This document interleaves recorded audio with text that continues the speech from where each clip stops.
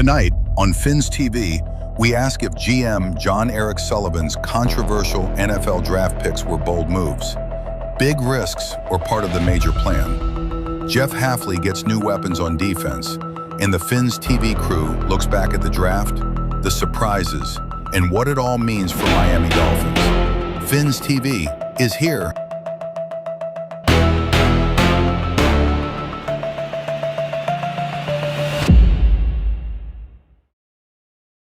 Welcome to Fins TV, Sammy and Steve in the house. Yeah, the Fins TV, kings of Tuesday nights, no doubt.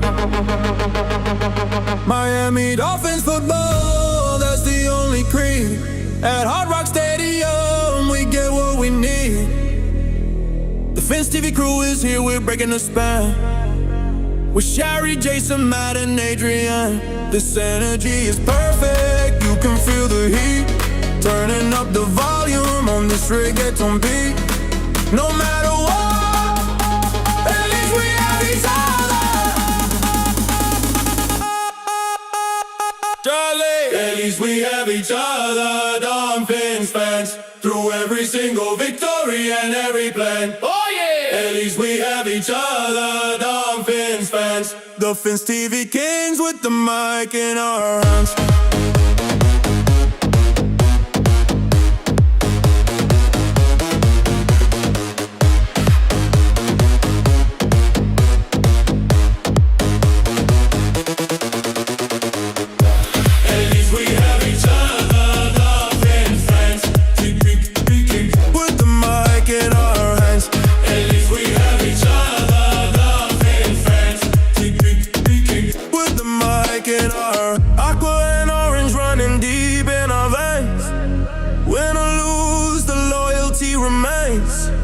Dolphins Nation, yeah, you know the score. No matter what, at least we have each other. Who could ask for more? Oh yeah, at least we have each other, Dolphins fans.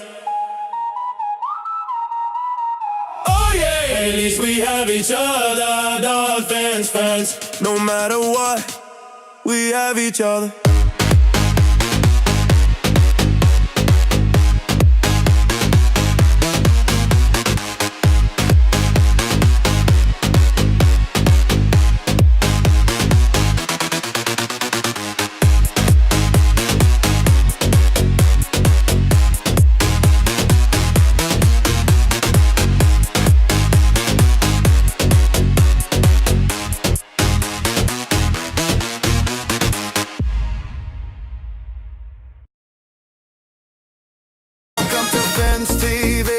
Show's about to start. Miami Dolphins, we're the kings, we play it smart. Sammy and Steve, they bring the heat.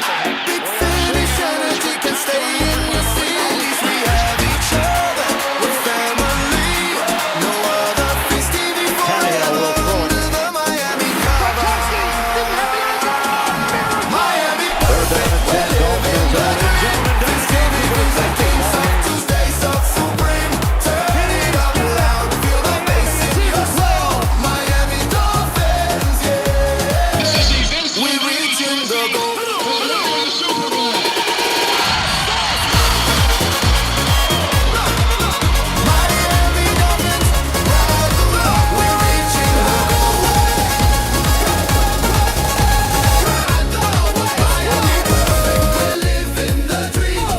Welcome to Fins TV. I'm your host, Sammy, aka at Fins Sammy, and as always, my co-host, Steve. Welcome back to Fins TV.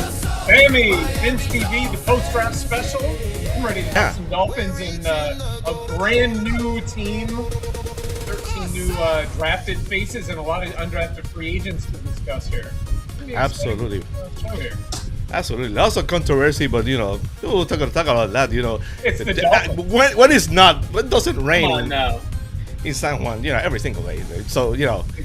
It's bound to happen. So, on this episode of Fins TV, like I said, Steve, we're here. It's a post-draft show. A lot of things happen during the draft. And, we have a new number one pick for the Dolphins. At the Dolphins pick Proctor as the number one pick in the draft. A lot of controversy with Ruben Bain on the board, but we're going to talk about that. And you're going to talk about Jeff Hafley. If Jeff Hafley is over his head. You know, that honeymoon didn't last very long for Jeff Hafley and Sullivan. You know, the picks is here, and you know, we're not talking about if Hafley got weapons. You know, they did a lot of draft picking the defense. So we're gonna talk about the defense and the Jeff Hafley weapons on the show, and we're gonna play some role play. You know, we're gonna have Jon-Eric Sullivan, the GM of the Dolphins. We're gonna do some role play with him to see what he has to say to the fans after the draft week. You know, the Fins TV crew is here: Shari Hallett, Adrian Rady, Matt Armstrong, and of course Jason Sarney of the Fins Faithful Pod. All-star cast tonight, Sammy. Okay, we don't need a guest this week because we're well packed this week. So we're gonna start reviewing what it was the weekend of the draft.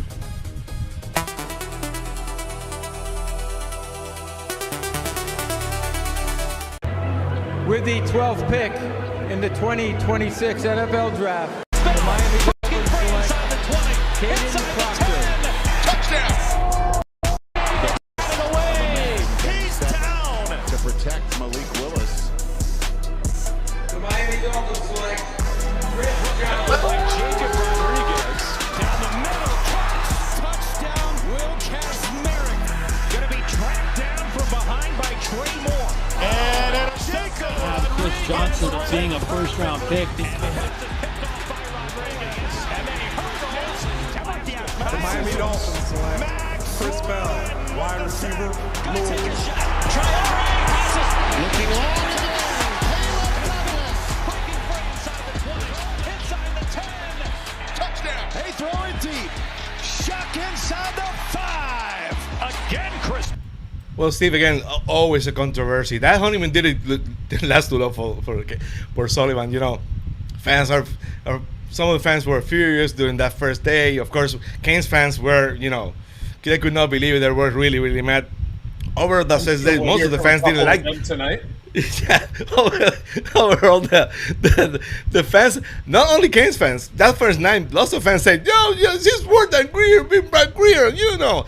And you know, a lot of complaining. So it was kind of, you know, can we just give a guy a chance to make a pick? So you know, so Jaden Proctor, the first pick, the Dolphins traded back with the Cowboys. They got 2/5, and you know they've said that no matter what, that they were gonna pick Jaden Proctor. So what are your thoughts about the day? Was that first day of the draft with the Dolphins picking Jaden Proctor?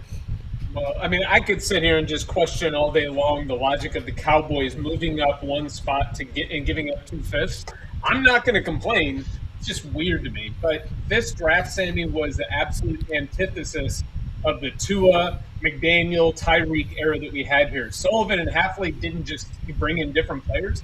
This is a fundamental change of what we have. Now, in a previous episode, ending the season, looking at what we had here, I equated what had to happen here to a controlled demolition. We had to have this team really get torn down and carefully, because it's a very sensitive situation we got going on here with all the cap space. You know, tons of players, 40 plus players playing for league minimum or signed for league minimum right now. Add that to that 13 draft picks, which is the league minimum. It is what it is. You're going to get paid what you're going to get paid. So yeah. I think that this was just it was an interesting draft, very exciting in my opinion to have 13 draft picks because it opens up so many different doors. And then even after the draft, would we go out there and get like 11 undrafted free agents to come in? I think it's extremely exciting. I want to take full blame because I wanted the Dolphins to go offensive line no matter what the first round. I wanted the Dolphins to do like the old Jimmy Johnson's day when they knew when to drop out, move up and move down and accumulate picks. The more times you play, the better chances you have to win. And basically, the draft is a lottery. You have to take a dart, throw it, and see what happens. So I think that first day, you know, everybody wanted to burn the house, even some of the pundits. But the day after, you started seeing the tide turning with the media saying that basically it was okay. You know, those who believe that Proctor was going to be there by the second pick of the Dolphins at 30 or 26 are just crazy. The Lions were ready to move up. There were other teams that were ready to move up. So, you know, they had to do whatever they had to do. So I get that. Let's go to the other side of the draft. Round 2, you know, we're going to talk with the Fins group about their thoughts about the whole draft.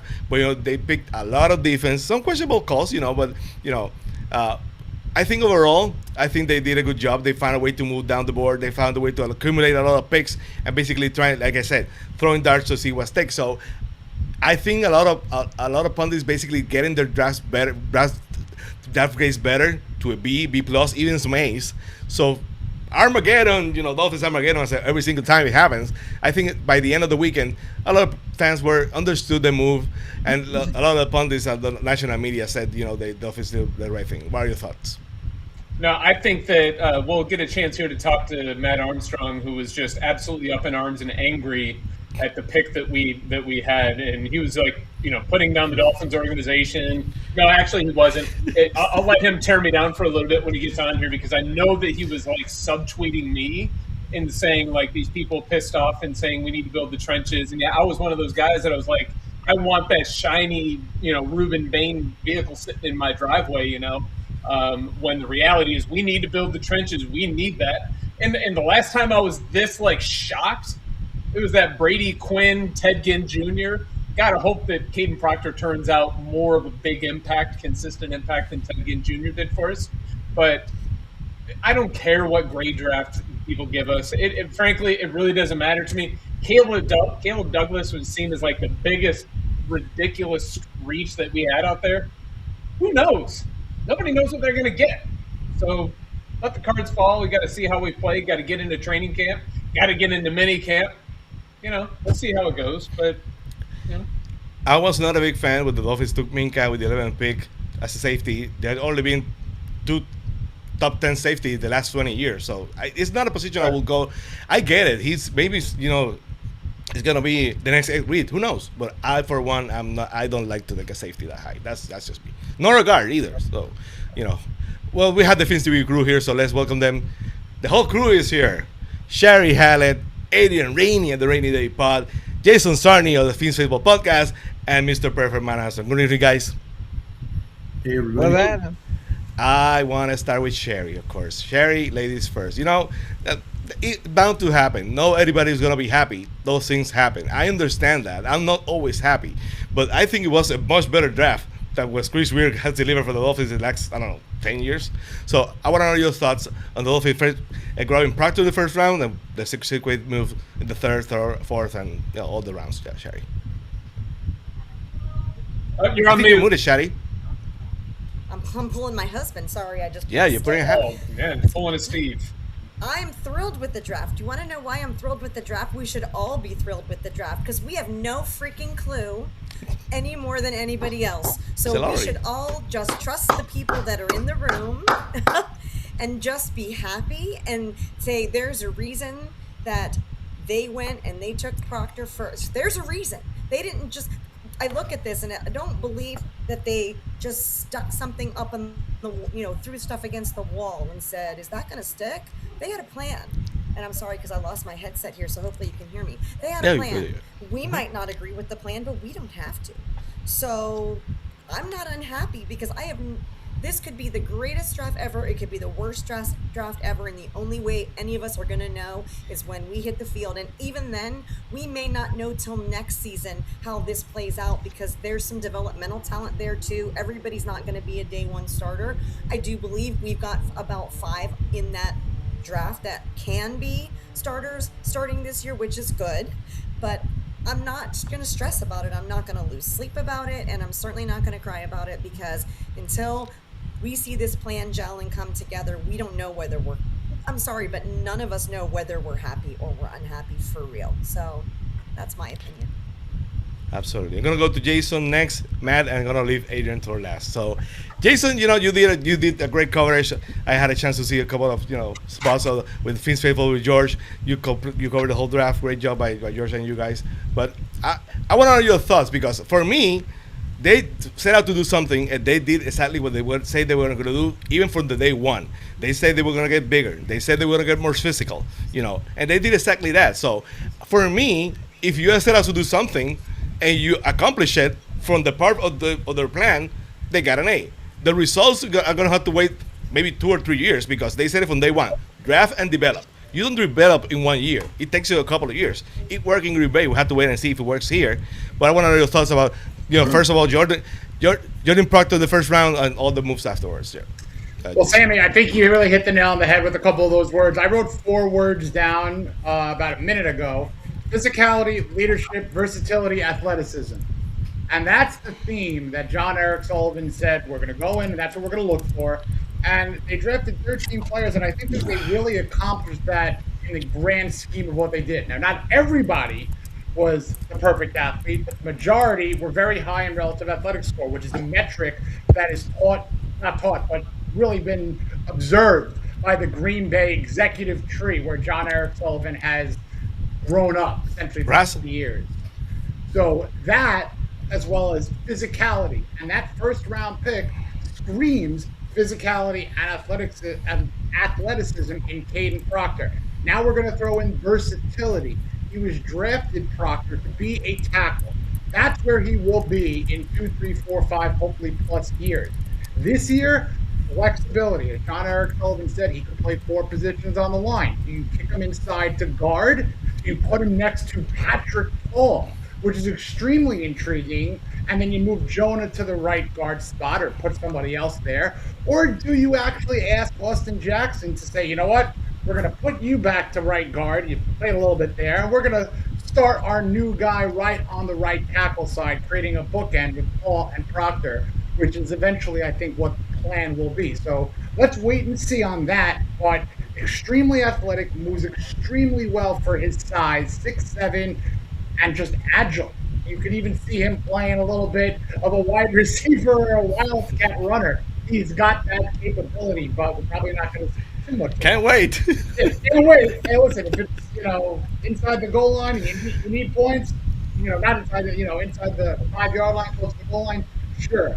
I'm not going to touch on all 13 picks, right now, but the first round pick screams physicality, athleticism, and change that culture. And as he did in the first round, and then I'll let Matt go, inside out is what he did. It's exactly what he came to do. He started inside on offense with the trenches, and then he got Jeff Hafley, his number 1 cornerback, in Chris Johnson. My personal favorite pick. I realize everyone's favorite pick is the next round linebacker. I get it. But just to differentiate a little bit, I love Chris Johnson. He kind of reminds me of one of my old school former Dolphins defensive backs, a little bit, in Patrick Surtain. A little bit. Absolutely. Sammy, before you move on, I just wanted to add something to my critique. Please. I complained all year last year and probably the last 5 years that our offensive line was the missing link, that our offensive line was the problem. So how can I be angry at that? How can I be angry at addressing what I think is our number 1? Obviously, we're going to worry about quarterback at some point, but I mean in terms of overall year over year, that's where I always felt we needed help. So I can't complain about getting help in that aspect. Absolutely, and a loaded draft it was. So, they basically went a couple of times to the offensive line. Maybe not enough. We'll have to wait and see on that. I want to go to Matt. Matt, a little bit tells me you're mad about the draft. You don't like the picks. You think these should be fired. I want to know your thoughts, Matt. You're angry. Matt, tell me about it. Is this opposite day? This must be opposite day. Because nobody, including Steve Hallett, can say that I was upset with this draft. For the record, Steve told me that he hated me on Thursday. Hate is a very strong word, Steven. That's a very strong word. That's what I thought. It's what he said, and there's a record of it. But in all seriousness, I don't put any stock in mock drafts. They're kind of fun to read. They're kind of fun to see what somebody says. A lot of times they put stuff in there that is outlandish, makes no sense, but they do that just for clicks, right? And I saw not every, but I saw the mock drafts where they were going to take a safety and they were going to take this guy and they were going to take that guy. And Twitter's been around since 2006. So since 2006, Miami Dolphins fans have been crying for offensive line. Don't gotta take long, man. That's what they've been crying for. Is we need an offensive line. We need an offensive line. Mostert ran for most touchdowns on the ground ever, and Tua ran for 2 years, back-to-back years, where he had top of the line QB. The line had something to do with that. But yet on Thursday, all hell broke loose. The entire world thought it was the worst thing ever And I got to tell you, since 2006, since our current GM was a scout with the Packers have had the best record in drafting offensive linemen, period, in the NFL since 2006. And on top of that, they've had the fourth best record in drafting all positions since 2006. So if a guy like me who doesn't really pay attention to any stats knows that, what in the world is wrong with Dolphin Nation when they sit there and they bug out over Caden Proctor? I'll be honest, I'd never heard of Caden Proctor before Thursday night. But I know that when I saw him, I thought, Jesus Christ, that guy. Let's put it like this: Ruben Bain could not get his arms around Caden Proctor if he tried. He didn't get his arm around Sherry, from what I hear. What? On that note, let's go to our resident Kane. Adrian Rainey. I was just attacked. Sorry. You're gonna have your chance. Ruben Bain getting attacked, not you. Okay, Adrian. You were angry, my brother, and I can understand why. It's not that I don't get it. I get it. But of course, I understand why Kane fans were mad. I've seen, Will Padron, our friend Will Padron, was mad too. I've seen a couple, but yeah, I think that he crashed out. I didn't crash out. No, I agree 100% on that. But I think the waters had come to their level. I think after a couple of days, I've seen people beginning to understand. Hopefully, Ruben Bain goes to Tampa to Steve and becomes his neighbor, and they have a great team. Yeah. So I want to know your thoughts after all these days about your thoughts about the whole Proctor thing, the Ruben Bain, and the whole first rounds of the draft. Yeah. First of all, Steve's gonna invite Ruben Bain over because he's a closet Hurricanes fan. They're gonna have barbecues every Sunday. It's all good. As long as I live here, he's not. After the initial shock, because it was more about Ruben Bain. I'm a homer. I'm a Miami guy. But I think it was more about the initial shock. Like, oh, you had him right there. A lot of mock drafters, a lot of analysts. Yeah. Hey, if Ruben Bain falls to Miami, they're going to take him. They have to take him. And I thought he was one of the blue chip players in this draft. So obviously I'm going to be a little pissed off, sorry, not sorry. But yeah, but after, we were on the show together, Sammy, and I changed my tone real quick. I mean, you get a dude that big who's started that many games, granted at left tackle, but I mean 6'7", all that meat, all that girth. Girth. Hi, Bobby. Girth. Athleticism. Girth. I like that. It was, yeah, it's a great word. Great word. But yeah, you get all that, man, and then what we did with Chris. And look, Chris Johnson, I agree with Jason. That was my favorite pick of the draft because I think that dude could be special. I think that this whole draft was about a lot of potential, high floor, high ceiling guys, and we'll see what they do with it, man. But yeah, after that initial shock, I was all right. I didn't cry. I didn't crash out or anything. We definitely wanted Ruben Bain to stay at my I can vouch for you. I'm not going to... I can vouch for you. I'm not saying our friend Will Padron crash or anything like that, but he was really, really pissed. I started. You basically started what the next question was, and I'm gonna start with Jason. Jason, of all the draft picks, what's your favorite pick? It is Chris Johnson. That's the easy one. But if I have to give a second one for the huge amount of potential of what Jeff Hafley could do with him, it's Kyle Lewis. Because I think that this would be a kid who is going to be advertised as a linebacker, but you might as well put the slash and then call him a linebacker / safety. He's got absolute awesome athleticism, smart, he's a leader, he can handle the run, he can drop back in coverage, and you hear this box safety, star type of a hybrid, and I think that's the chess piece that Hafley is going to love to have Kyle Lewis. Maybe right now he's kind of like a sub package kind of guy, but eventually he could be that awesome Swiss Army knife. He reminds me, I know this might be a weird comp, but it's Kyle Lewis is the guy, but I wanted Brandon Jones to materialize too. Drafted as a safety, but really was more so kind of a little bit better as like a linebacker-ish built kind of guy who can do a little bit of both. They let him go. He's doing well in Denver, but I think Kyle Lewis can be an awesome hybrid linebacker slash safety. His nickname is already the Shark, so he's in the ocean, but now he's a hybrid Shark Dolphin. I want to go next to Matt. Matt, is there anyone in the draft that you think I like that guy? That comes, your turns your radar on and you say, I like that guy. Yeah, it's got to be the kid from Texas Tech. I'm incredibly excited about Rodriguez. You don't mean Caleb Douglas? That's okay. Just making sure. I was gonna say which one. I knew which one. Sorry, man. Thank you for the correction. Yeah, Caleb Douglas also. It's like we were only allowed to draft from Texas.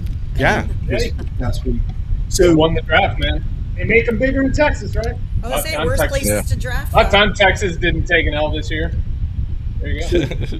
So obviously, Dan Marino's my all-time favorite.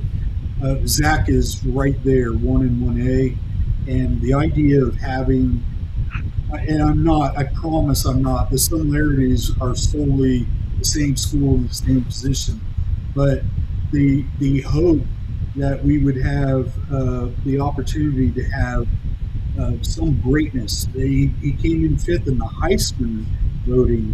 I've watched some of his highlights as a linebacker. Mm-hmm. It's just incredibly exciting. We've been, 18, 19 years. I'll put it to you like this. My son, I was overruled on his name, but he was going to be Zach or Zach Thomas. My son turns 20 in May.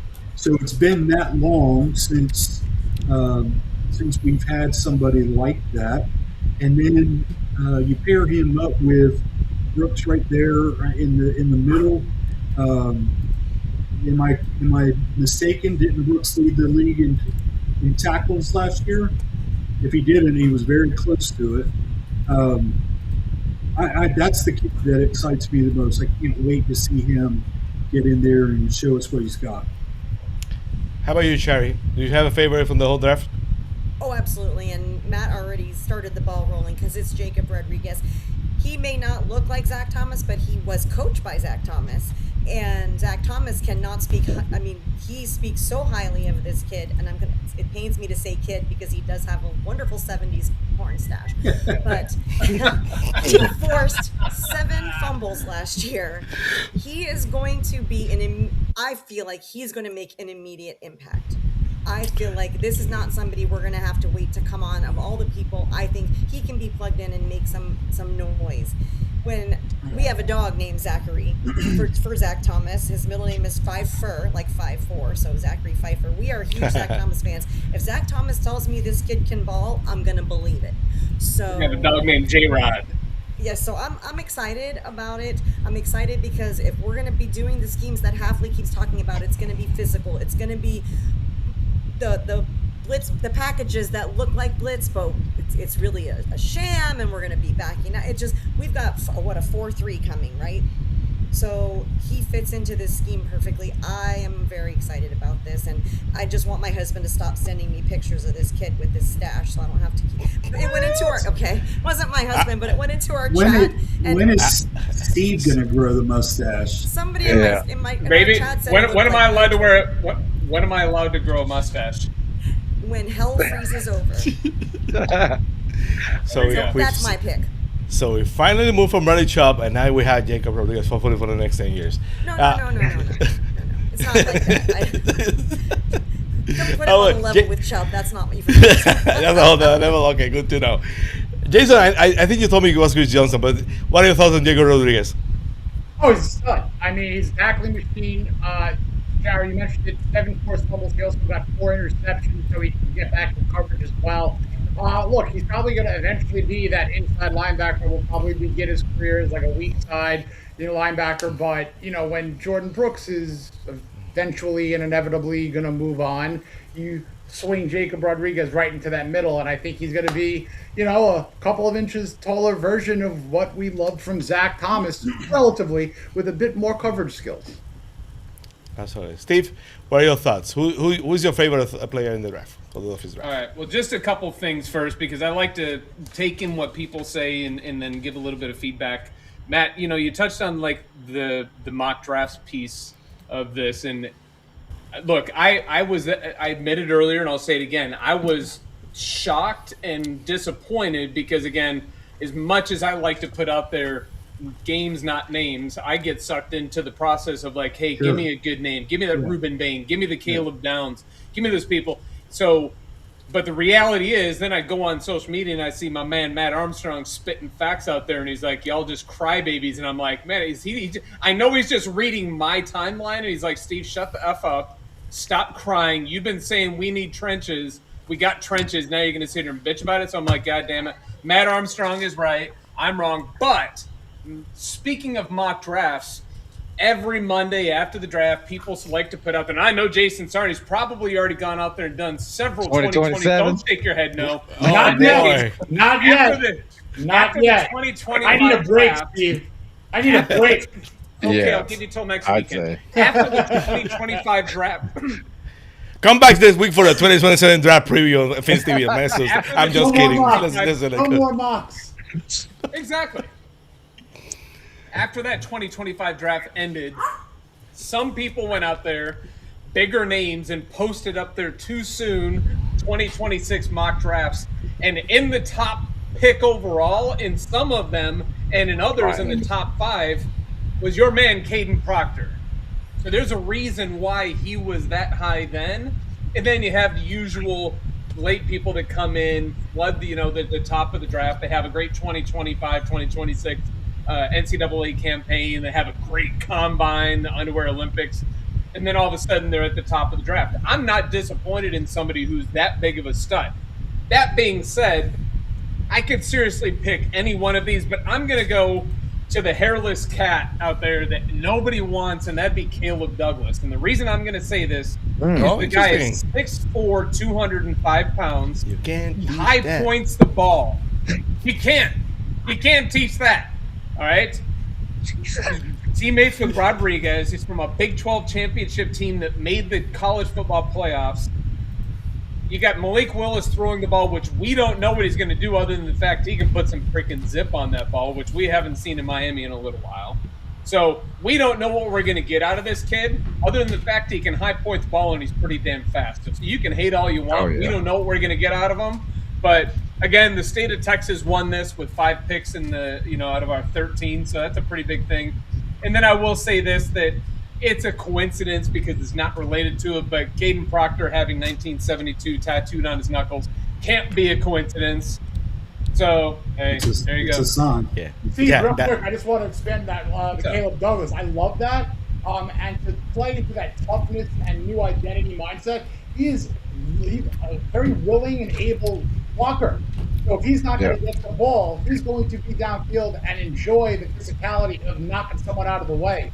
So that's part of what Sullivan wanted too. And one last thing, Sullivan's father, Jerry, used to coach the wide receivers for Miami. He has 50 years coaching wide receivers in this league. Jon-Eric Sullivan was probably watching wide receiver film before Sesame Street. I said it in one part, I'll say it again. He knows receivers.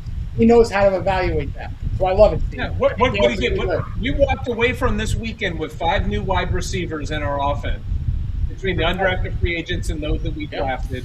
I will say this. I expected – you hold on just a second. This is my mic. Hold on. You hold on a second. Whoa. Hey. Are you going to pay for that later? I will say this, that I'm still a little bit surprised, but I'm happily surprised that a defensive coach and his GM that came in from Green Bay, they walked away with more than 50% offensive players in the draft than defensive players. Jerry, what do you think? Yes, we drafted 5 receivers, but Washington and Tolbert are still our wide receiver 1 and 2. That's an issue. That is an issue. Our wide receiver, we may have 5 new names, but our top 2 names aren't names yet. So we have to keep an eye out for that. Because you have Who was Randy Moss? I hate that guy, so don't even. Well, come on. I'm sorry. I don't care how good you are. Hate is such a strong word. Hate is such a strong word. In my opinion, integrity is everything, and I don't care how, just like Tyreek Hill, I don't care how good you are at something. If you're going out there and choosing when you're going to run your patterns and choosing when you're going to put 100% effort, you can choose to be somewhere else, because it's a privilege to play in this league. And if you treat it like the league doesn't deserve you, I have no place for you. I'm not interested. So, as a segue to that, I want to share this with you because it's pertinent. In my career, I have a reputation of being a tremendous hiring, an eye for hiring.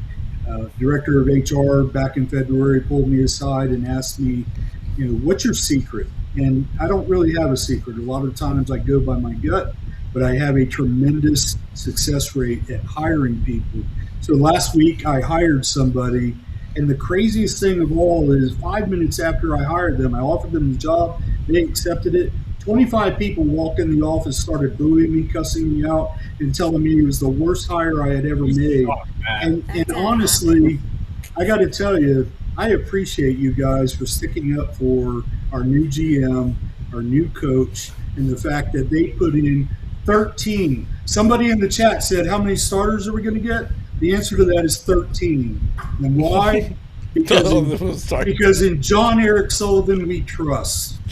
The most positive person I know. I'm going to still say, because I want to go to the next feature segment, the only the player I like the most for sure was Chris Bell. The comparisons, when you so many good comparisons. My man is already grinding away on a freaking treadmill, running faster than anybody can, other than Matt. He's healthy, and he's our number one. Oh. He's already our number one. I would love to see that. Absolutely. Don't rush on him. Let him get perfect. Yeah. Yeah. Exactly. I said if healthy. Yep. Absolutely. Yep. So let's go to our feature segment on Jon-Eric Sullivan.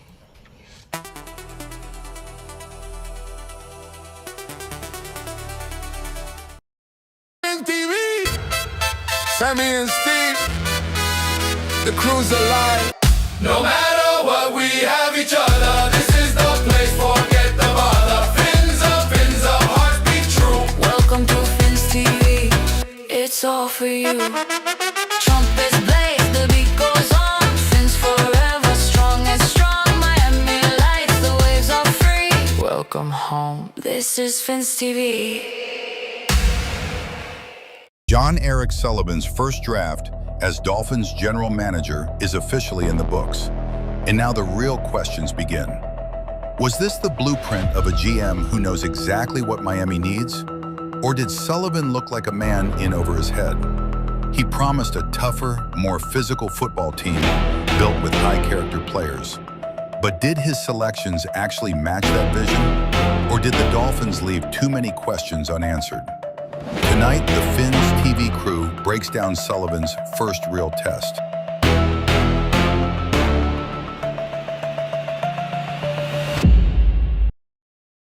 We're still, as we talk about, so many people questioning things. I, for one, I'm happy that what they set out to do, and they say they were going to do, they did. They say they were going to get bigger, more physical, more run-oriented, and they basically did that all over the place. Except Douglas doesn't look like a kind of wide receiver that can block on the run, but all the other picks look good on the running game. I think tougher on offense, tougher on defense. I say bigger. I said, if you're gonna go to Buffalo, if you're gonna go to New England, to Baltimore, to Kansas City, to Pittsburgh in the cold, you have to run the ball. You have to be more physical. You have to be bigger. Because if not, you're going to get pounded like every single year, continuing to the thing that happens ever since Dan Marino. We cannot go there in December and January throwing the ball. We had to be bigger. We had to be more physical. That was something who told me in the chat the other day that, they got to get mental toughness. The bully is not necessarily mental tough. He's just bigger than you. Nope. And, he can pound you. If you become the bully of the AFC East, I don't care that much about the mentality of the Colt. We're gonna go there. We're gonna run the ball. We're gonna be more physical. We're gonna have a chance. But I want to know your thoughts of if Jon-Eric Sullivan is over his head, or basically you have to just, as I believe, I think he did what he set us to do, and you gotta give him time. Sammy, what's the main tagline that we know from Jon-Eric Sullivan from the offseason? What was he looking for? Toughness, fast physicality. Gets slow, but big doesn't get small. Right? Yeah. Okay, and then you say big, high character. Okay, so everybody, and I'll admit, here's a shout out to our nephew Reese, who won't ever lower himself to watching our podcast. But Reese, this is a shout out to you because you were pissed that we didn't take Caleb Downs with that pick right now. But here's the reality. He's a free safety, and free safeties do not bring the physicality. That's not their role. Proctor is the most literal embodiment of big isn't going to get small, and it's physical and it's mauling. You want to talk about character? Let's talk about Chris Johnson, an absolute geek for football, somebody who absolutely eats this up. Jacob Rodriguez, are you freaking kidding me? The guy is an absolute beast. This draft screams physicality, getting it done on the field, and character. Will Kaczmarek, the guy's a tight end, and he went out there and said, he put on social media, I'm a blocker. I'm a badass when it comes to blocker. That's what we need. I want somebody who is cocky as shit when he could be out there catching the ball, but he loves the fact that he can block the hell out of some people. So I'll take that all day long. I love that Jon-Eric Sullivan actually went out there and walked the walk with his draft rather than just being like, hey, this is what we want, but fading away and not actually showing up and doing what he said he was going to do. Absolutely. Jason, I don't know how people felt on your side of the whole, Finn's Nation universe during the draft, but, what the people thought on Finn's Faithful Pod. But, I was in FTSN with Bobby Finstock, and, fans were not happy. A lot of fans were not happy. If you got into that night, into the cyber web, people were kind of mad at the Dolphins. By the next day, you can see, people were kind of more well-headed in something matter. But what are your thoughts? Do you think Sullivan during this week just shows you that he's over his head, or it was a good beginning? He started with a strong foundation. I think the foundation is a great word because he again established from the inside out. He had that bigger, don't get smaller mindset, as Steve alluded to. There were plenty of high character picks, plenty of leaders, 4 captains, at least 3 or 4 captains. And I really do think that the reaction was par for the course for Dolphin fans. A little bit overreaction, then everyone got down to earth. Then there was an overreaction, everyone got down to earth, but when you really think about what he did, 2 offensive linemen and an extension of the offensive line, as Steve alluded to with Kaczmarek. 3 receivers who all do different things. You got a Z, you got an X, and you got a slot. Defensively, for Hafley, every level was taken care of. A captain at each level, essentially, with Jacob Rodriguez as the linebacker, the middle linebacker eventually, who could literally be the defensive captain of the bunch in 3 years. Then you have that hybrid, little bit next level, if you want to get technical, with Kyle Lewis. And then you go with Chris Johnson, and that's not even all the people who I think could be a leader on this team. I want to talk a little bit about, if I may, one of my underrated picks. Don't sleep on Michael Taft from Texas. And I'm going to tell you why.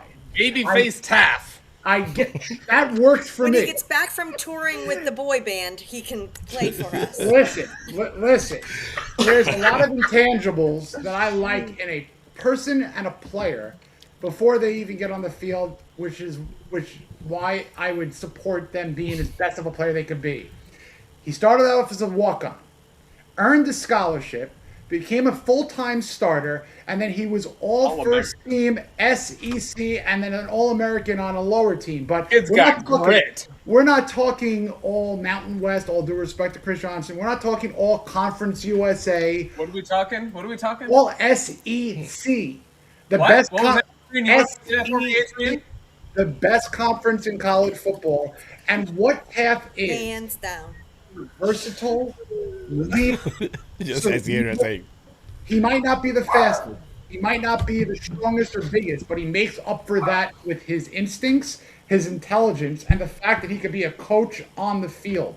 He could be very good in coverage, which screams to me. I don't care if he's 190 pounds. Do you know what the average weight of the 3 free safeties on the Seattle Seahawks were this year? 194.5 pounds. All right, so I don't want to hear he's undersized. Buda Baker is right around that weight. There's about 9 other starting free safeties who are around that weight. So he could start mainly because there's no one else competing with him, essentially. Dante Trader is a strong safety type. They bring in veteran Lonnie Johnson, who is not a full-time starter in his career. He's kind of a depth player. And then they brought in an undrafted safety in Lewis Moore. Nothing against him, but if you think that he was better than Taft, you draft him and you wait on Taft. So this is a kid who is also fantastic in every aspect other than football. Don't sleep on Michael Taft. Shari, what are your thoughts? He has to go to bed early, so we're all going to sleep on him because he has a curfew. Sorry. So that was another picture that we had going through our group. So you know what? I got a celebration. So when he picks off a pass, and he's running for a touchdown, he's not going to do the Tyreek Hill. He's going to do the ba ba ba ba ba ba. I love it. Sprinkler. You just created a thing. I really hope I didn't. At our football parties, we have football parties every week, and it'll be our thing. I can't. We'll be like, well, I want it that way. I want it that way. Well, here's how Hafley wanted it. He wanted it physical, and he wanted physical traits first, and for the most part, he got it. And I do have notes because I am 56 years old and I can't remember my name half the time, so I had to write some stuff down. So if you see me glancing, I've got my stuff over to the side. I'm an old lady. My dogs are barking. Sorry. That would be Zach Thomas, I think, deciding that we're talking about the wrong player. So he also owned his board unapologetically. He has not apologized for the draft picks he made. His first 5 picks were not where everybody thought they were going to be. They were not where everybody said they should be. He doesn't care. He is not answering to what the people who did mock drafts 100 times are doing, and he's not answering frankly, he's not answering to us yet, although we all know that's going to be very short-lived. And Dolphins fans are never happy. So we have to look. I can sit here and list the negatives, and I have them written down too. That passing on Caleb Downs was a mistake. That's what we think. We don't know. We think it's a mistake, Baines. We think it's a mistake. The wide receiver room's still a problem. We already talked about that. I'm excited listening to you guys talk about our wide receiver prospects, but we also know that one of them is coming off an ACL, and we don't know what's going to happen with that. There's questions, but there's questions everywhere. Caleb Douglas was a mess, in my opinion. I mean, he was not even inside the top 200 when we took him, quite early. But overall, this is what I'm going to say. Did he match his tougher, more physical promise? I think for the most part he did. He did say, we're going to try and hit doubles, not home runs. I really think Proctor at 12 feels like a home run, not a double. So I think he kind of went off his stance there. I think that was a big swing, not let's just keep it in the park and deal with what we have. But we have a lot of people who may be able to start this year. And that's not an unhappy feeling for me. That's not a bad draft. And the bottom line for all of it is, I don't know any more than I can ingest from what I can grab from the internet, because like Matt said, I hadn't heard of Proctor before Thursday night because I don't follow anybody but the Gators and the Dolphins, and I watch all the games every weekend for the NFL, but I don't, like I used to when I was young, know everyone. So I'm going to base everything, all of my opinions on these men and the Backstreet Boy based on what I see coming into camp, what I see in effort, what I see in IQ, and what I see starting off the season. I want to see growth. As long as I see moving and potential, I'm going to be happy. Absolutely. Adrian, gotta start saying, I love the chain. I love the like that young the Rock style, the chain. You need the fanny pack. That's the only thing you're missing. And I like that. Yeah. It's not a fanny pack, Steve. What's it called?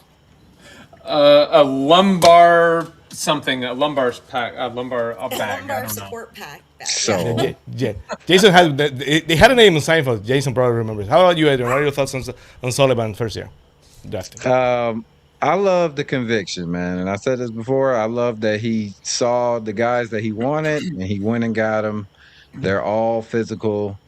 They're all intelligent, and they all could play right now. So I'm excited about it. I think he did a great job looking back on it. And we don't know. So, but I just like the fact that he knew what he wanted, and he went and got it. So that's a very refreshing thing, especially dealing with a Dolphins GM.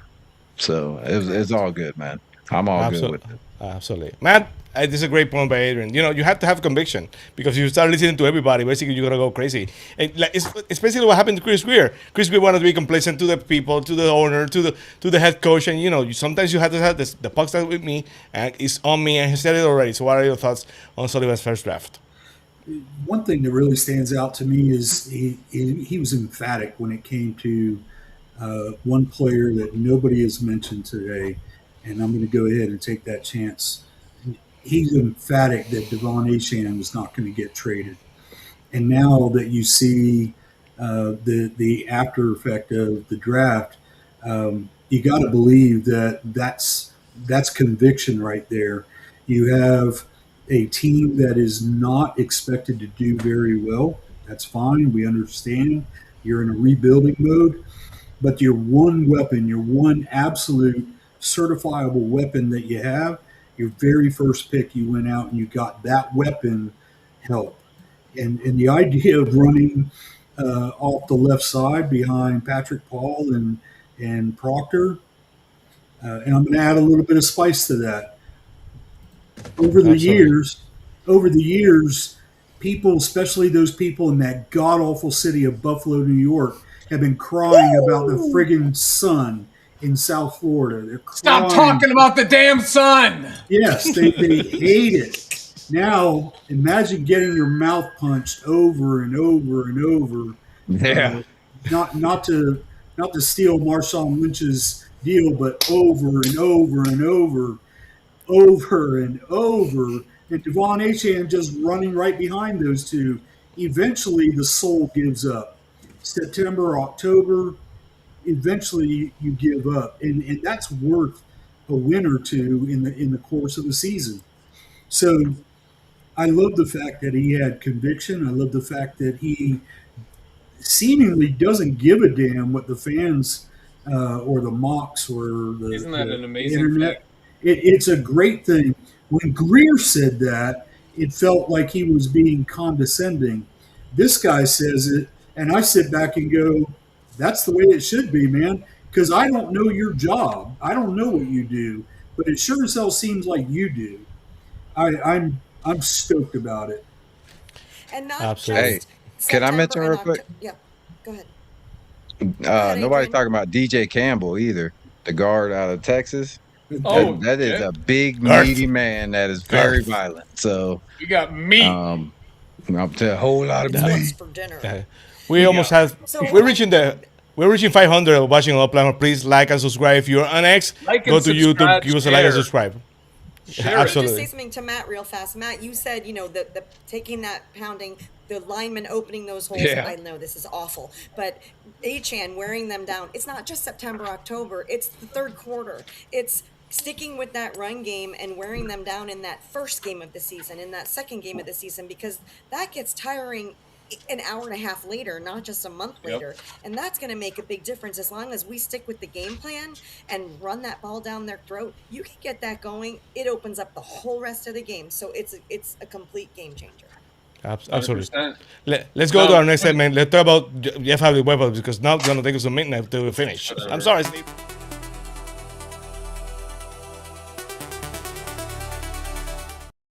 After the draft, head coach Jeff Hafley has new weapons to reshape the Dolphins' defense. But now comes the pressure to turn potential into production. Did Miami give him the physical, aggressive pieces he needs to build a tougher identity? Or is this still a work in progress? The Fins TV crew breaks down how Hafley's new defensive assets fit into the plan.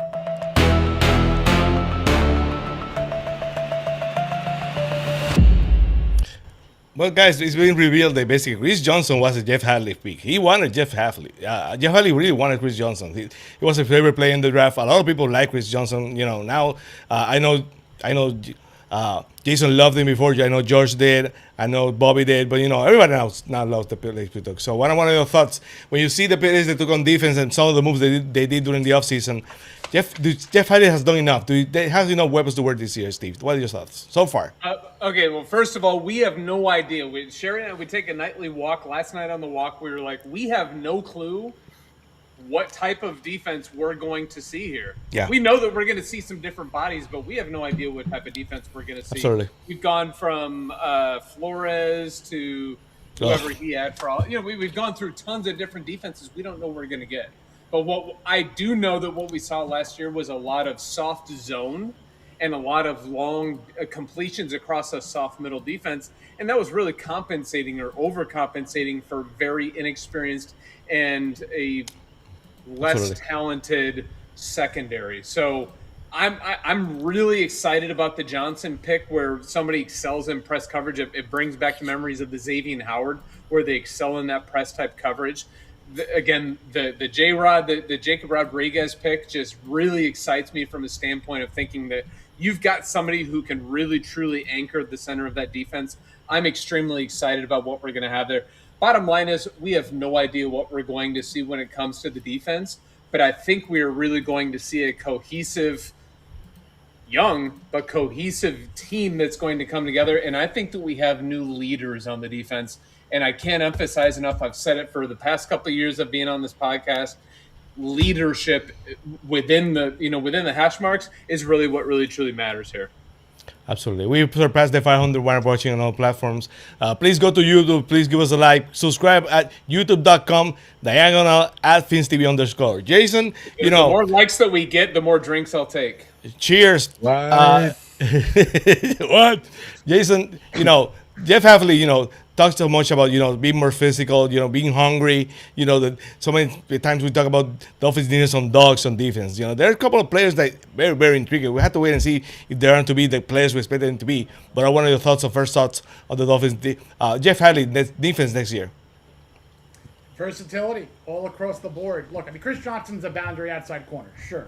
Did Sullivan say that he could play a little in the slot? Absolutely. But you know what? The versatility comes from scheme versatile, to be able to get up and press, to be able to sit back in zone. And look, Hafley's defense, from what I've seen and what I've read, is going to be basically almost like a 4-3 base with a little bit of variation. He'll go to sometimes a subset package of a 4-2-5, which says that he values his defensive backs. He is going to put, like I mentioned earlier, and work in Kyle Lewis into that star, hybrid role. Damn, we haven't even talked about Kyle Lewis. Holy shit! Jesus, sorry, man. Go ahead. I mentioned him a little earlier. But I think that he could be that chess piece Swiss Army knife.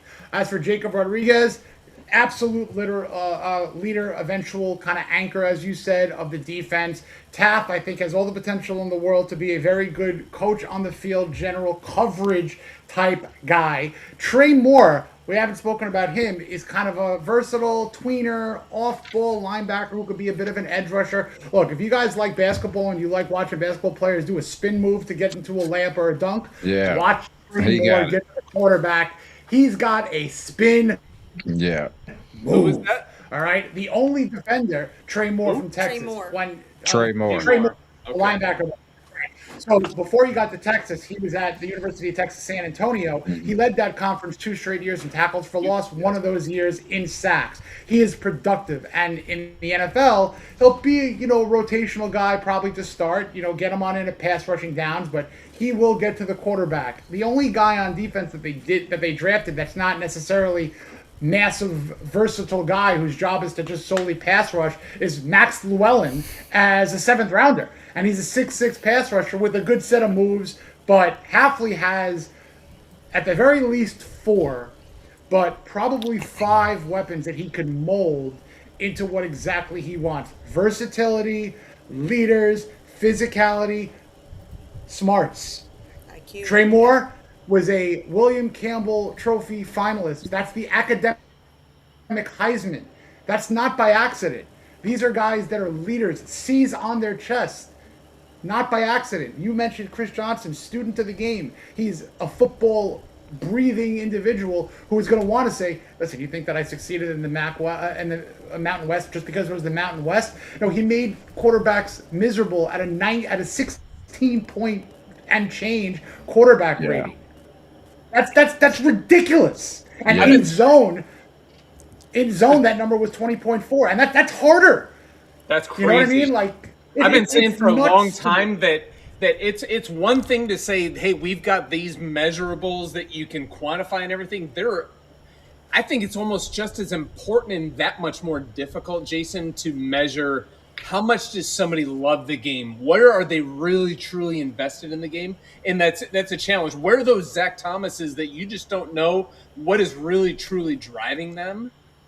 And maybe you got to hope that you found some people that put the stats out there, but also have that intangible, right? You want to get a Larry Izzo who makes the team, who's two people make the team, Dan Marino, Larry Izzo, the rest of you can fight it out. Call your mama. Looking for it. Exactly. That's one of my favorite Dolphin stories ever. Me too. Absolutely. Adrian, the challenge for Hafley probably is you have to turn that potential into production, because it's going to be a very young team. So you can have all the graphics in the world, but it's on you. It's drivable to develop. They said it. Now they have to put those people in the position to succeed and to develop. What are your thoughts, Adrian? I think they got the right pieces for this year. I think this year was always going to be, as you said, like a work in progress. So it's all about finding the right fits at what positions and what type of defense he's going to run. He already said the defense is going to be pretty fluid, and they'll adjust to the players that they have. So I'm excited to see what he can do, but I just definitely think this year always was going to be a work in progress. Absolutely. Matt, one of the things I used to like about Jimmy Johnson, he did a lot with the Cowboys. He didn't do as much with the Dolphins. But he developed something was situational substitution. He knew when to take the some package, put some people together, and take them out. So Hafley's going to have a lot of weapons, young players that basically are going to have to develop and play, maybe small portions, but in some situations. But what are your thoughts? The first thoughts looking at Jeff Hafley and the way they're going to have to rely on so many young players. The best thing about young players is they're poor and they're hungry. They want nothing more than to make the team this year and next year, and they're working towards their next contract, right? So don't forget, this is a business, and they want to play, but they want to make that next contract. So these guys are going to ball out simply because they're going to try and stay on the roster. I'm not saying 17-0 or anything ridiculous like that, but I am saying that I would expect them to be competitive in every single game. There might be one or two that just gets away from them. That happens. I can remember. I remember several years ago the Dolphins beat the Chargers 37-0 in Miami. That was a hell of a game for us. That reason. It's the only thing I remember. On the field that game. The only thing I remember about that day.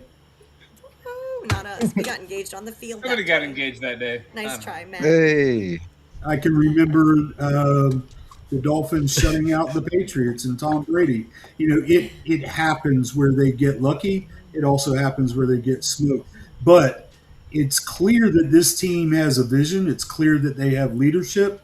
One of the things besides the offensive line or the coach or whatever that we've all complained about is the idea of having a shared vision in the front office and down on the sideline. For so many years, we've seen the Dolphins be mismatched there, where the GM hires a coach, or they fire the GM, and now we have a new GM that's on board with the coach that stays behind. And for years, all we've heard is they both need to come in. If you're going to get rid of one, get rid of them both, clean house. And it's so clear. We're just running down the list of 13 draft picks, and I think somebody said 11 undrafted free agents. That's almost two full sides, right? Like you've got a starting team that you can put out there. And just with those picks and just with those signings, those guys are going to be hungry. And I can't wait to see them, learn their names, Learn which one that Steve wants to watch soap operas with and sing Backstreet Boys. Actually, I'm gonna coin this right now, Matt. It's the new horns on the rock. Oh my God! I thought it was going to be the big dick backfield. Oh my God! This is a family show. You said Johnson and you said Rod, and Adrian lost his shit. So I'm thinking Johnson and Rod. We got the big dick backfield. A whole lot of meat on this episode. I don't know what's the girth. The new horns on the rock. Okay. Here, whore. You heard it here first. Go ahead and trademark that. I'm gonna be like Jason. I'm gonna pretend to ignore you. Let's go to the role play segment. Sherry, what is he drinking?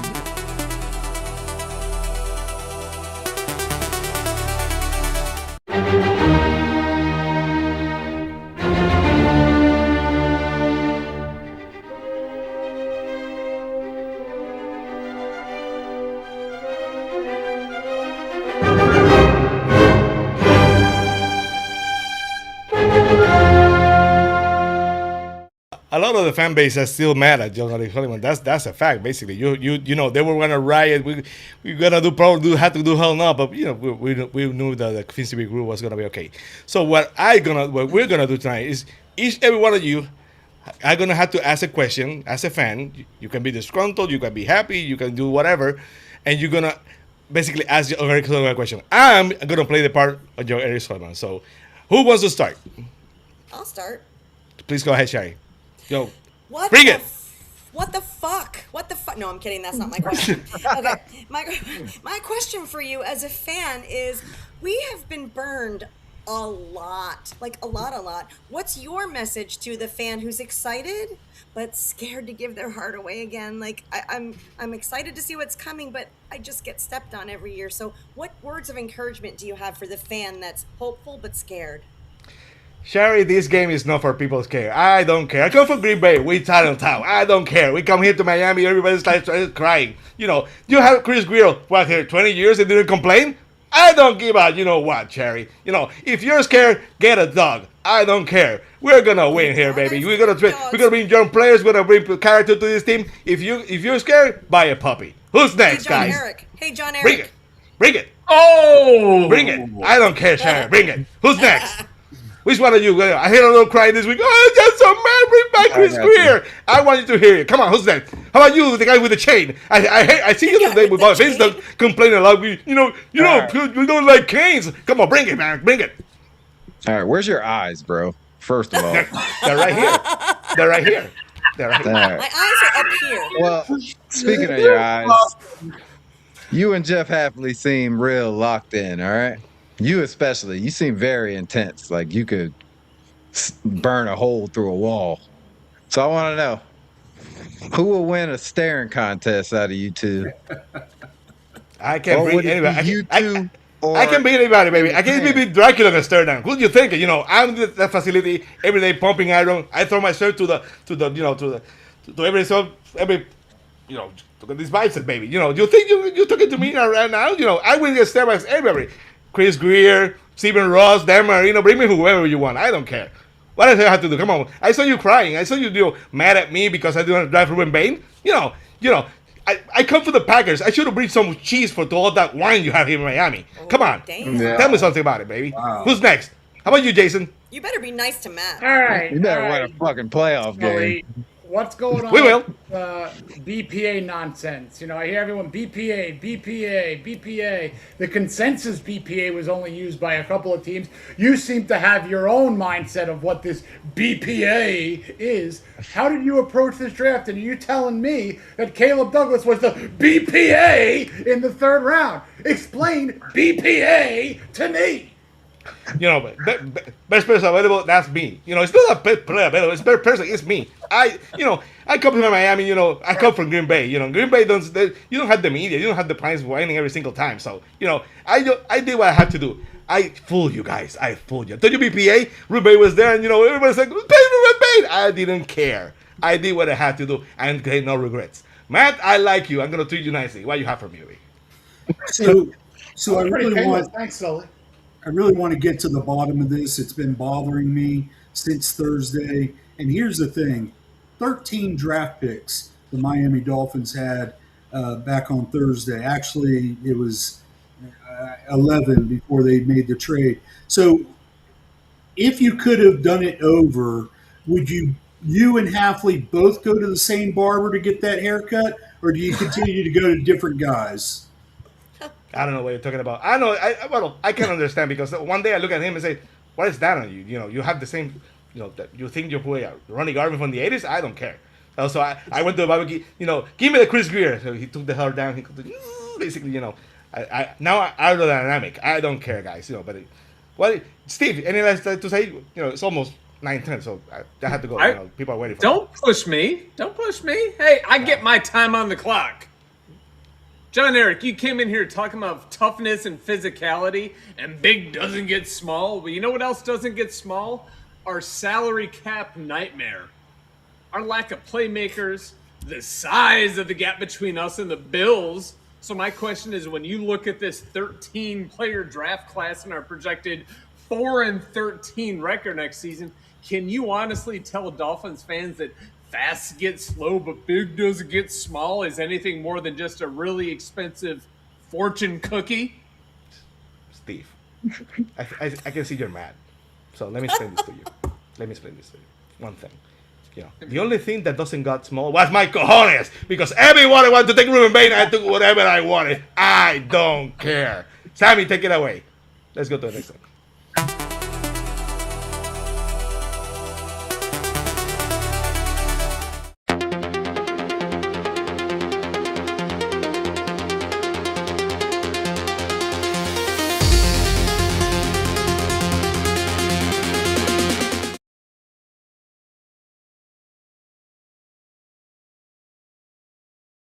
Where's Sherry? I had to get Sherry right there. I'll get it right there, baby. You know, she got that Aaron Rodgers thing going on right now. AI is overrated for sure, guys. Why can I tell you? You know, it's so much with AI. If he's a brick. No, yes. No, you're here. Well, there if you are. can hear me, then I No, want you're to say here. real fast that when I saw role play was part of our segment, I really thought it was going to be a lot more difficult. I'm just saying. Whoa. You should have seen her outfit that she had. You had to be catchy. Over 600, over 610 watching all platforms. Please like and subscribe. If you're next, go to YouTube, please. YouTube.com/@FinsTV_. You know, like, subscribe. We wanna grow the community on YouTube because we don't know when X is gonna go down. So you have to. I want to say for watching. I want to stay with Jason. Jason, what do you have cooking on with everything? You know, you're everywhere. You're the hardest working man on media right now. So, what do you have working on Feast Fable with George? Well, George and I, we got a couple of great guests on the way. And shout out to George Albaron. Like, if you look, the graphics, the production, I had nothing to do with anything that you saw. You hear me because I can't shut up, but anything in terms of work, that's all George. So the player cards, all those graphics, phenomenal, George. Excellent job. Got a couple of great guests on the way, so check that out. And tomorrow I have a article coming out on exactly the Jeff Hafley rookies that he's going to use on defense, so check out that. And to answer Idleman, yeah, Caleb Douglas is definitely a dog. I'm all right with Keldrick Falk. I just needed to use Caleb as the BPA example, but I'm okay with it. Absolutely. Well, here's the bottom line. Hey, we moved up for Liam Eichenberg. We did not move up for Caleb Douglas. Good point. That's already a win. It's already a win. He didn't cost us anything in the future. I'm saying. Every time we move up, it's a disappointment. I remember we moved up one spot for Brendan Carey, and that went so. But they paid the guy with Wolfolk, so we lost that. We moved up like 4 spots for Liam Eichenberg. We should be ashamed. Yeah, for sure. are. That would. You know what, Liam. Matt, look at you. You got blank eyes right now. You should be ashamed. Liam Eichenberg. Matt, didn't if allow us. Come on here with like a just for men like totally dark mustache like Sammy, Jacob Rodriguez next game. You've totally missed out. I'm gonna go take his drink. No, I like it. I like salty Steve. Eichenberg. Eichenberg did not allow a sack at Notre Dame, but you know what? He has short arms, so let's leave it at that. So I want to go back. I'm going to go next to Adrian. Adrian, what you have cooking on there? Rainy Day Pod, to Raw for SmackDown. You know, you're on Friday with our friend Sean Stanley. What you have cooking, baby? Yeah, man. Well, it's birthday week. 5 days to the birthday. Happy birthday! 3 days till Vegas. 24? 3 days till Vegas. So Take I'm you in with you. Vegas Vegas? Friday. I'm flying out. Gonna be there till Tuesday. I'm about to have a great time. Happy birthday. Appreciate There's it. no lap dances. He has a beautiful wife. Yeah. All right, my bad. My bad. What's the slogan for Vegas? Yeah, he shut Oh, that it happens Vegas is in Vegas? And someone shows up at the doctor's office. I thought Adrian, that was it. Some of I those thought things that do was it. come in the blood work. I'm just saying. No, Can't no, fix- we ain't messing can't around fix like that, that. that dripping faucet at Lowe's. Oh no, never that. Oh, boy, Never that. Come on, now. Been We're blessed. going off the rails Been here. blessed. Gonna continue being blessed, brother. Well, now to Raw SmackDown, I will be doing it on my birthday, Sunday, 1 p.m. Yeah, it'll be 10 a.m. over there, so that'll be cool. And then maybe Thursday for South Florida Sports Unfiltered with the great Sean Stanley, because Friday I will be on a plane. Love Sean, you're killing there. Matt, what you have cooking? You're traveling all over the world. What are you having this week? I'm at home this week. That's awesome. The first 2 weeks in May are a completely different story, but shutting out the balance of April right here at the at home base. Adrian, I was in Vegas last June. Go see the Sphere. It is mind blowing. I had a hotel room that every once in a while the emoji would be looking up, and it absolutely felt like it was looking right at you. Nice. But I hope you have a blast, safe and sound, making it home too. But for me, it's just business as usual, and then back on the road in the first couple of weeks of May. Matt's at home, and happy birthday to Ty, man. Tell him happy birthday from the Fins TV crew. Thank you very much. I will let him know he's going to be 20, which is just so difficult to believe. Our kids say 20 is unk. 20 is unk. 20 is unk? Yeah. Yep. 20 is unk. 20 is unk. And I was Wow. in the Middle East at 20, man. Oh, My daughter's about to be 14. She says she's gonna be unk. He told me the other day Kids. it was time for him to grow up. Tyler, happy birthday. Coming up. He's in the chat. happy birthday, brother. Happy birthday, Tyler. Hey, happy birthday. Sherry, Yo, I'm in here. What's up? What's up, Mom? That's awesome. Sherry, you do so great with it. So good work with the shelter. You have that very strong with your heart. Tell us a little bit about the job. How important it is, to adopt instead of buying. Oh, that was going to be my thing. Adopt, don't shop. Our shelter, our local shelter, Suncoast Animal League. You can find them at suncoastanimalleague.org. They are a no-kill shelter. They go above and beyond. They just took in, a few weeks ago, about 24 puppies. So they have an Amazon wish list. They have a Chewy wish list, suncoastanimalleague.org. I can't say enough. Anytime I see those precious little faces, I'm amazed we only have 3 dogs and a cat. You sent me a picture today. I did. I was like, oh my gosh, look at Kendrick. You're going to have to buy a farm. Kendrick. You're going to have to buy a farm. So please help them out. Any shelter. And if you have a local shelter that you love, help them as well, because it's heartwarming to see them get homes and get love and get medical care. So Absolutely. Steve, any last thoughts? You don't have to come to me for anything. That whole A-Rod in the darkness thing you got going on, I dig it. All right, I just want to let you know. That's interesting. You heard him say it, right? I can He said see what's A-Rod. going on over there. He said we have Johnson and A-Rod. That's what he said, and I saw you laugh, so I know we're on the same page. Yeah. It is the big dick backfield. I know that they're not all in the backfield, but it works. Steve loved And that. Matt is shaking his head with disappointment. Just like I would expect him to. What's going on in my world, man? Nothing's going on. It's I'm on with you guys. It is an absolutely phenomenal evening. I just want to thank you all very much for everything you're doing. Thank you, everybody, who's liked and subscribed. I absolutely love seeing all the comments in our YouTube channel tonight. It's great to see that engagement. But really, truly, what matters most in the world is being kind to everybody. Just absolutely. Fucking be kind to people. Seriously. So many people watching. Over 400. We're reaching the 650 mark, so that's awesome, guys. Probably no Fins TV in the main of May unless something big happens. Maybe a Fins TV extra, who knows? But we're gonna be back as soon as minicamp starts. The Fins TV crew is gonna be here back. So enjoy the days, enjoy the start of the summer. Adrian, Rainey, thank you, Matt. I'm so happy you're back. Glad to have you, Sherry. Sherry, always fun. Jason, miss you, buddy. Keep up the great work with George Albaran.